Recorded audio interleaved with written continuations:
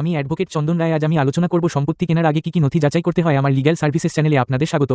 পশ্চিমবঙ্গে সম্পত্তি কেনার আগে বেশ কিছু গুরুত্বপূর্ণ দলিল ও নথিপত্র ভালোভাবে যাচাই করা উচিত, যাতে ভবিষ্যতে কোনো আইনি সমস্যা না হয়। নিচে গুরুত্বপূর্ণ নথিগুলোর তালিকা দেওয়া হলো। 1. খতিয়ান বা রেকর্ড প্রমাণ করে কে প্রকৃত মালিক। BLNLRO অফিস থেকে পাওয়া যায় বা বাংলাভূমি ওয়েবসাইট থেকেও দেখা যায়। 2. দাগ ও খতিয়ান নম্বর মিল আছে কিনা। জমির দাগ বা প্লট ও খতিয়ানের তথ্য মিলে কিনা সেটা নিশ্চিত হতে হবে। 3. মিউটেশন সার্টিফিকেট বর্তমান মালিকের নামে জমি নথিভুক্ত হয়েছে কিনা বোঝা যায়, পুরসভা বা পঞ্চায়েত অফিসে পাওয়া যায়। 4. সেল ডিড বা রেজিস্টার্ড দলিল আগের মালিক কিভাবে সম্পত্তি পেয়েছেন তার প্রমাণ।